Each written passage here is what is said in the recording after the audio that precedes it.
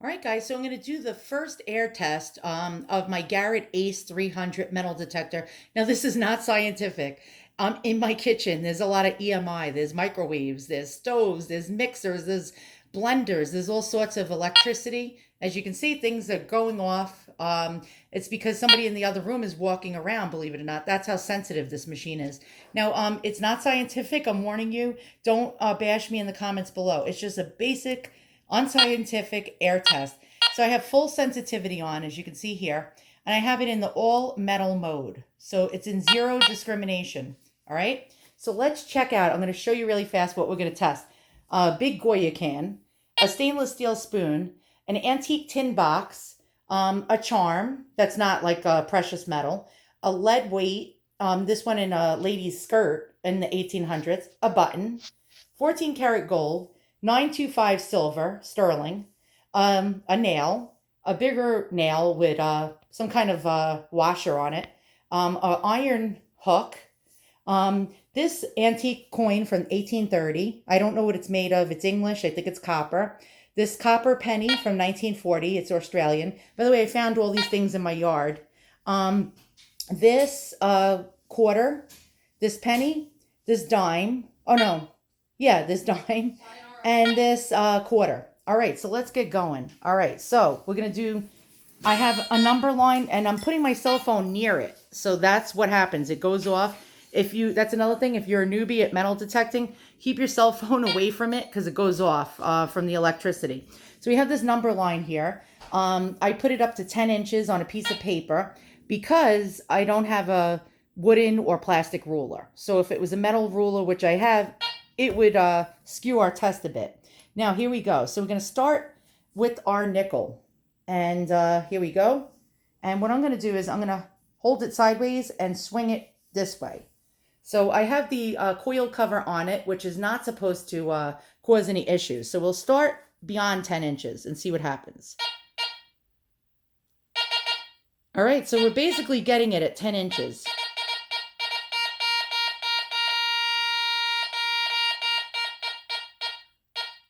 Anything further than that, you might hear something, but really not.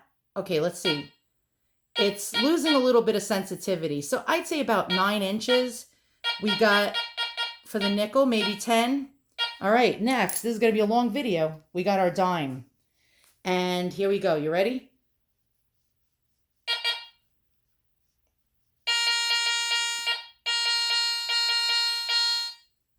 All right, so basically at 10, depending on which way you have the coil, you know, if you're swinging at a certain angle. All right, next we got a penny. And I wonder what year this is. Sometimes they tell you, yeah, this is previous to 1982. Pretty much they tell you to test it with an 82 and on penny, but I don't have that right now. All right, so let's go. I think they were made of different compositions in different years. All right, so about 10-ish.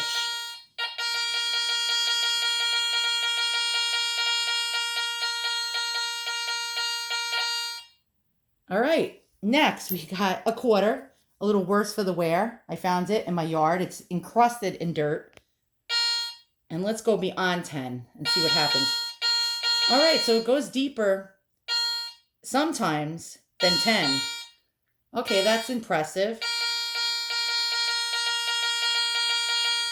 Very good. All right, so far the Garrett is really making me happy. So we have our 1940 Australian copper penny, and let's go. We're going to go beyond 10. Sometimes it may catch it a little past 10, but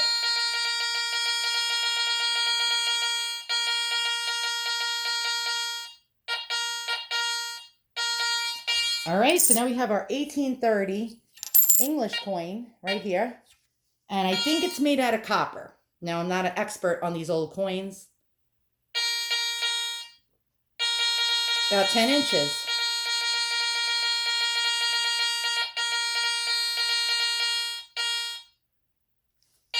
Next, we have this iron hook that I found in my yard. And let's see if it changes tone.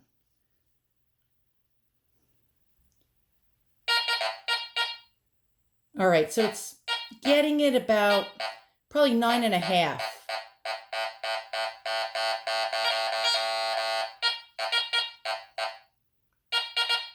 About 10. It's iffy though. All right, so I'm gonna go with 9.5. Now we have this nail that looks like it's made out of iron. I don't know. It's pretty gnarly. Let's go beyond 10. Goes a little beyond, depending. But it's pretty much a 10. And I like the tone it makes.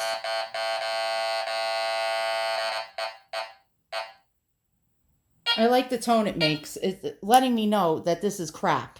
That I don't want it. Here's another nail. And we'll go beyond 10 and see what happens.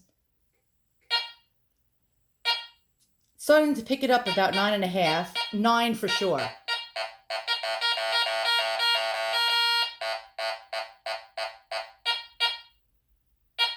Probably about 8.5 now. Yeah. Okay. So it's not the deepest, detector. So we have a 925 sterling ring that I found in my yard with my cheap metal detector that only cost me like $80. It was a Dr. Otek. All right, let's go. We'll go sideways first.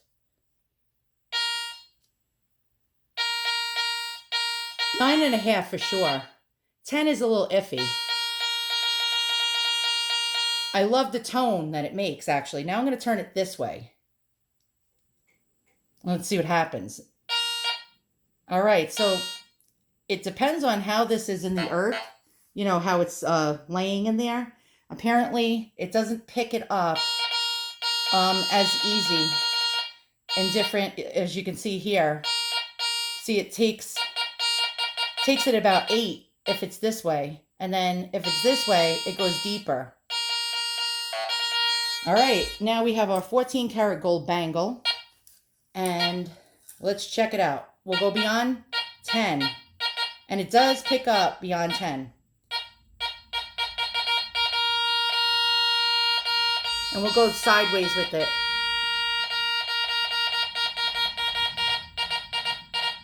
That is impressive. Look at that. Look at that. Holy cow.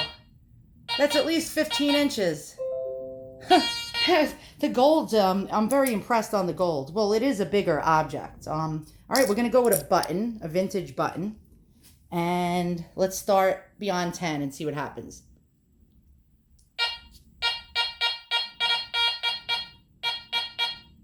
So around 9.5, I'd say. Maybe 10. No, more 9.5, I believe, or 9.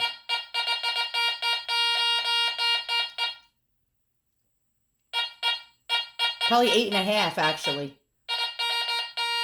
All right, so it's not the deepest, but it's not the worst out of ones I've tried. Here's our lead weight. I believe this to be lead. And, all right, let's check it out.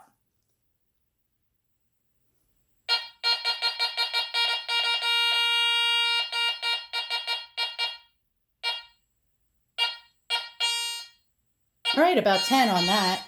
All right, next we're going to try a cheap costume jewelry charm. And this was my mother's. God rest her soul. All right, hold on. Let me just pick it up a certain way. And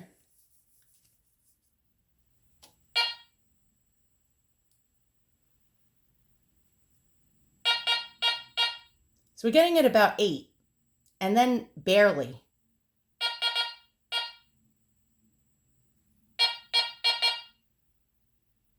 But it's a tiny object, so about, I'd say 6.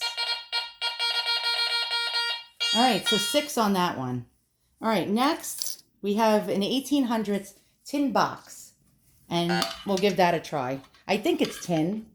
I mean, it looks like tin to me. And it's telling me it's crap. I like that. But if you were looking for a relic, you might ignore that. And it's beyond the 10. It's about 13, I'd say. Maybe a little more.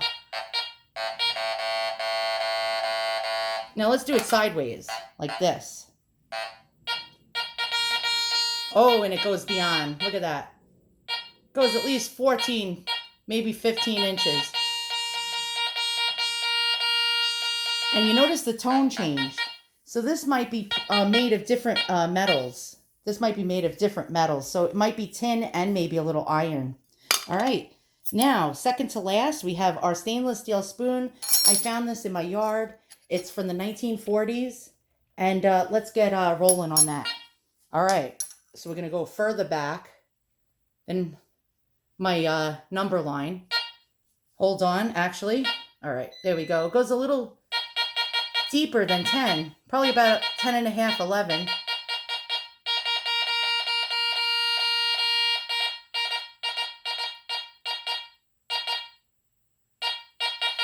And it gives me a good tone. And last but not least, let's see this big giant Goya can, right?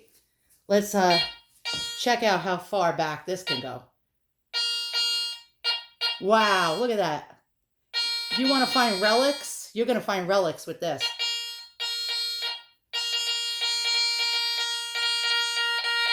All right, so my verdict so far, the Garrett is great.